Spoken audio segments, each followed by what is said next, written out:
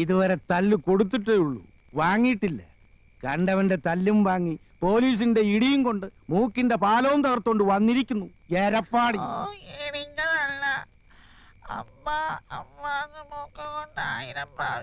നത്ത് ഇലയ്ക്കും പോലെ എന്തോന്നാടാ ഇത്? മനുഷ്യന് മനസ്സിലാകുന്ന ഭാഷയെ പറയടാ. അയ്യോ അച്ഛാ, പോലീസുകാർ ഇടിച്ചില്ല, മൂക്ക് കൊണ്ട് 100 പ്രാവശ്യം അമ്മ എന്നെഴുതിച്ചതേ ഉള്ളൂ എന്നാ ഏട്ടൻ പറയണേ. 100 അല്ല 1000 പ്രാവശ്യം എഴുതിച്ചു. നന്നായി. ഒരു പ്രാവശ്യമെങ്കിലും നീ എന്നെ സ്നേഹത്തോടെ അമ്മയെന്ന് വിളിച്ചിട്ടുണ്ടോ? ആ ഇൻസ്പെക്ടർക്ക് നന്ദി പറയണം. പോസ്റ്റ്.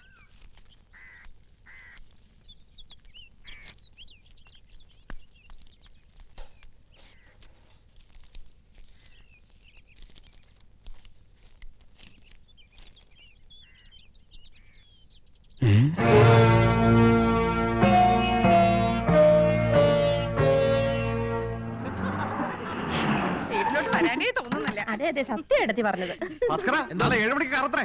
നാളെ സ്റ്റണ്ടാ. ഇന്നത്തെ ലവ് സീൻ കലക്കി. യമുന വൈകുന്നേരം ചെല്ലാൻ പറഞ്ഞിട്ടുണ്ട്. യമുനാറാണിക്ക് ഇപ്പൊ നമ്മളില്ലാതെ വയ്യതായിരിക്കും. നമുക്കും അങ്ങനെയാണല്ലോ. അച്ഛാ, യമുന റാണി പറയാണ്. അച്ഛാ, അമ്മാവാ, അമ്മവാ, അച്ഛാ, അച്ഛാ, അച്ഛാ, നമ്മുടെ അച്ഛൻ പോയടാ. ദൈവമേ, ഞാനിത് എങ്ങനെ സഹിക്കും? അറിയിക്കേണ്ടവരൊക്കെ അറിയിക്കേട്ടാ എന്റെ അച്ഛാ. ഇല്ല, അച്ഛൻ ചത്തിട്ടില്ല മക്കളെ. പക്ഷേ ചത്തതിനൊക്കുമേ ജീവിച്ചിരിക്കുന്നുള്ള അവസ്ഥയായി. ഇതാ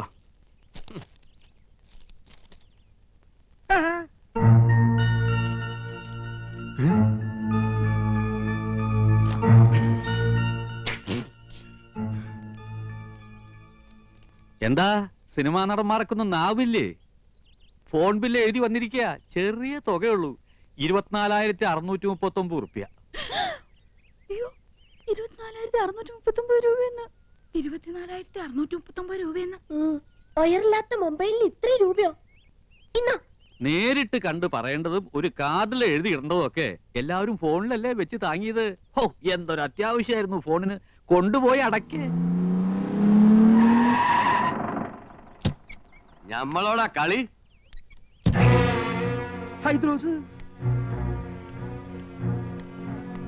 ആഹാ, 3 ബിലീസുകൾ ഉണ്ടല്ലോ ഇവിടെ. മഹിഷി പരമേശ്വരൻ പിള്ള സാറേ. മഹിഷി അല്ല, മുൻഷി. എന്ത് ഹലാക്കെങ്കിലും ആകട്ടെ. സാറ് ഞമ്മളോട് ക്ഷമിക്കണം. എന്താടാ ഹമുക്കികളെ ഇടപാട് തീർക്കാണ്ട് മുങ്ങി നടക്കണത്?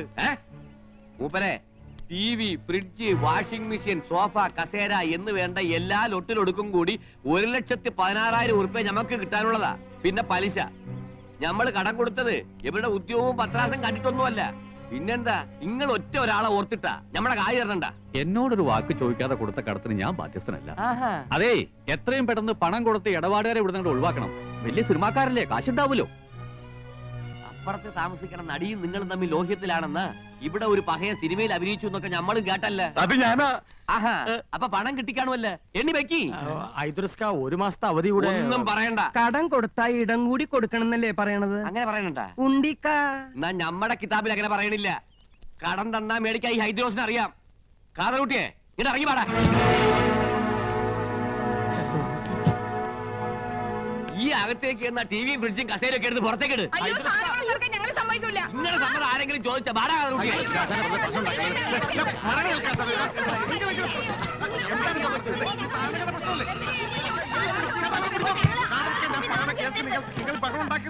അതാണ് ഞമ്മൾ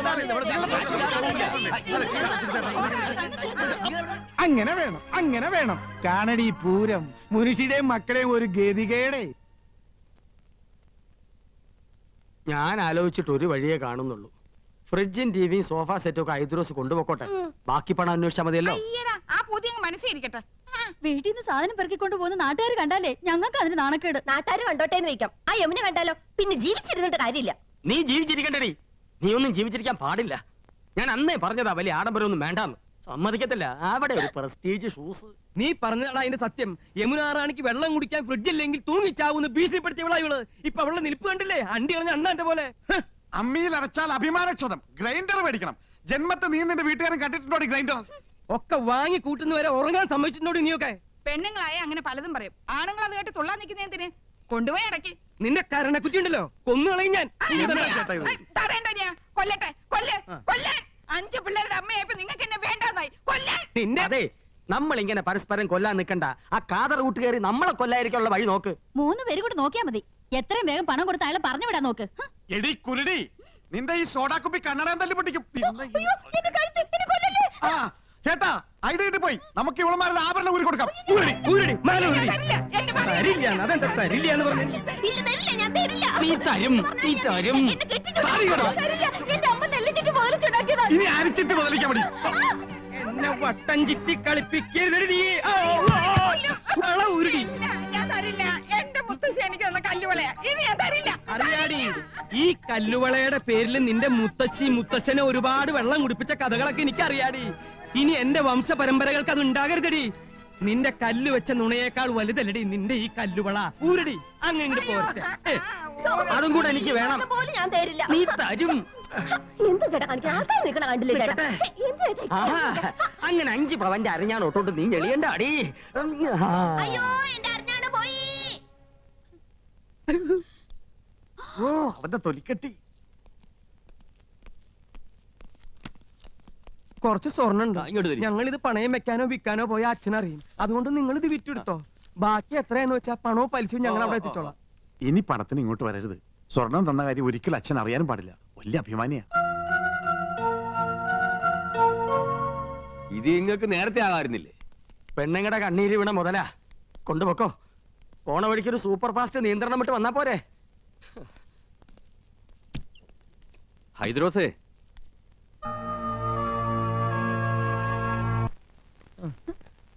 ഫോണിന്റെ പൈസ അടച്ചില്ലെങ്കിൽ 3 പേരും അകത്താവുന്ന അഡ്വക്കേറ്റ് പറഞ്ഞത്. അകത്താകുവോ? ആ, ജയിലിൽ കിടക്കാന്ന് വെക്കാം.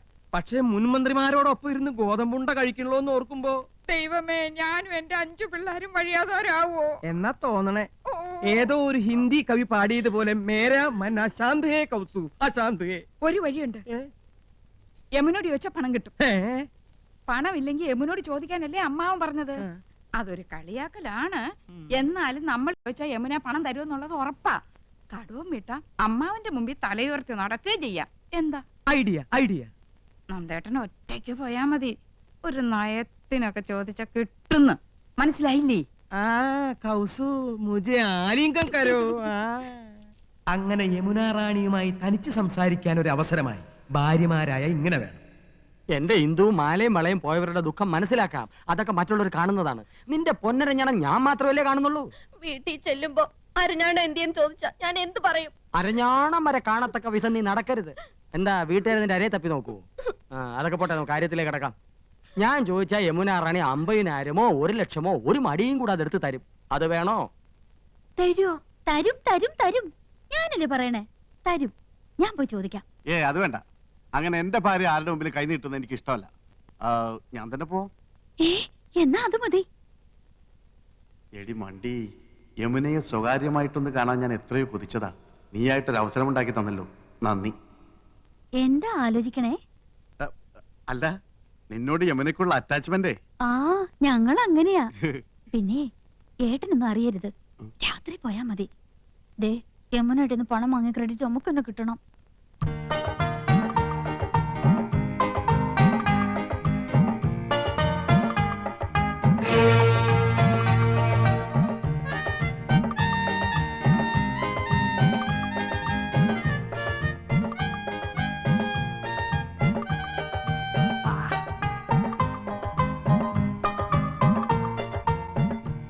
രണ്ട്.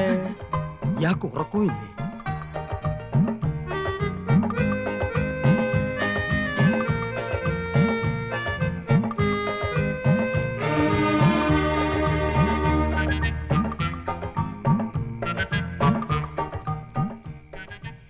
മൂന്ന്.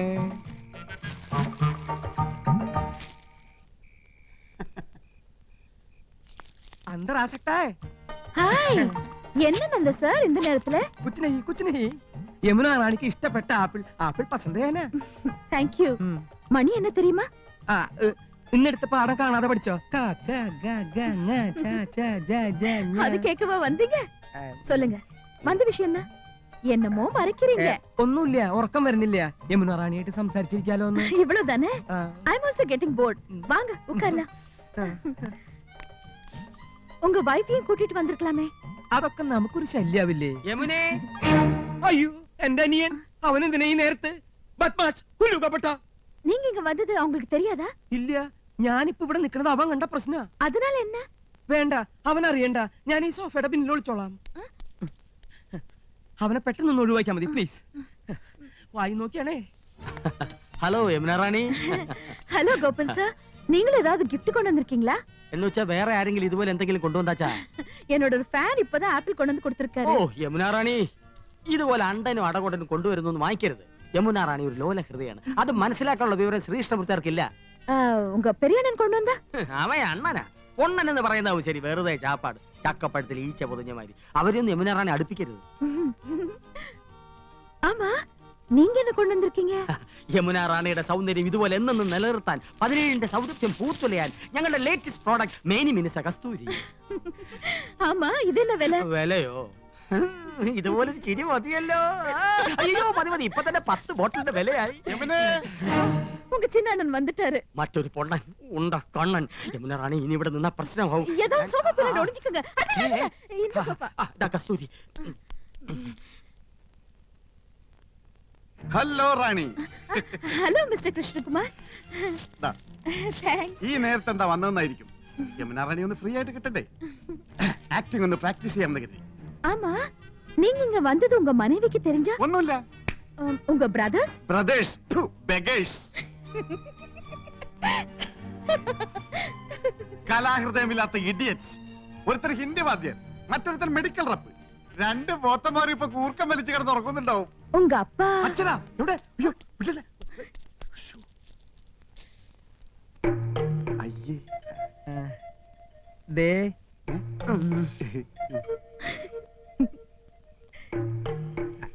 അതെ ഞാൻ കാറ്റുള്ളായിരുന്നതാ.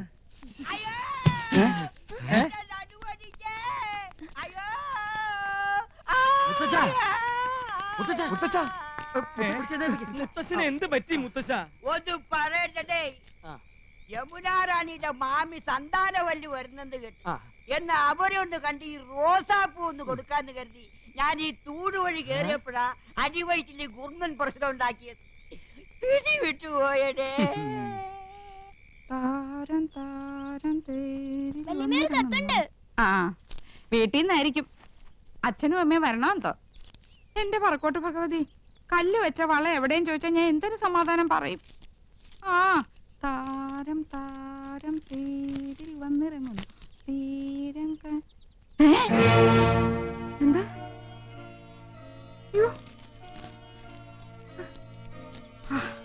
ആശ്വാസം.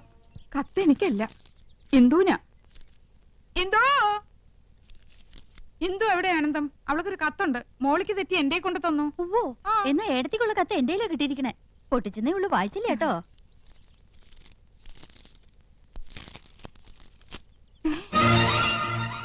രണ്ടും ഒരുപോലത്തെ കത്ത്. നിനക്കൊരു കത്തുണ്ട് എന്തോ. കത്ത് എവിടെ എടുത്തി?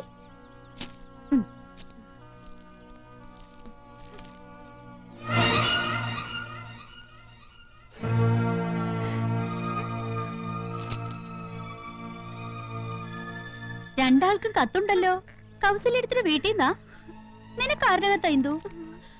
കാക്ക കരയണ കേട്ടപ്പോഴേ വിചാരിച്ചു ഒന്നീ കത്ത് വരും, അല്ലെങ്കിൽ ആരെങ്കിലും വരുന്നു വരുമെന്ന്. ഇന്നലെ മുതൽ എന്റെ ഇടത്തെ കണ്ണ് തുടിക്കാൻ തുടങ്ങിയതാ. അപ്പോഴേ വിചാരിച്ചതാ ആരുടെങ്കിലും കണ്ണീര് കാണേണ്ടി വരുമെന്ന്. എന്താ ഇന്ദു വിശേഷിച്ച്?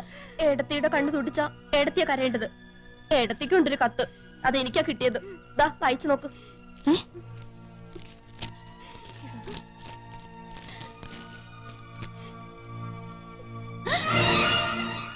എന്താ ആനന്ദം എഴുതിയിരിക്കുന്നത്? ചേച്ചിയുടെ കത്തിൽ എഴുതിയിരിക്കുന്ന അതേ വാചകം തന്നെ. സഹോദരി, നിങ്ങൾ 3 പേരുടെ ഭർത്താക്കന്മാരിൽ ഒരാളും യമുനയും തമ്മിൽ അവിഹിത ബന്ധമുണ്ട്. ഇന്നോ ഇന്നലെയോ തുടങ്ങിയ ബന്ധമല്ല. ആദ്യമായി അവർ കണ്ണും കരളും കൈമാറിയത് യമുന നിങ്ങളുടെ വീട്ടിൽ അതിഥിയായി വന്ന ദിവസമാണ്. അയാൾ ഇപ്പോൾ യമുനയുടെ മാസ്മര വലയത്തിൽ തീർത്തും അകപ്പെട്ട് കഴിഞ്ഞിരിക്കുന്നു.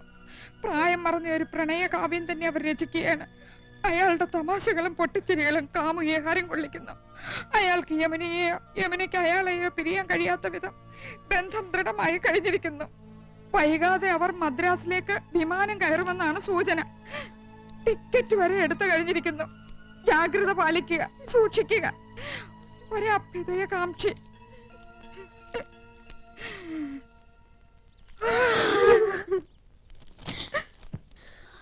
മൂന്നാൾക്കും ഒരേ കത്ത്. എന്തായാലും എന്റെ നന്ദേട്ടനാവില്ല.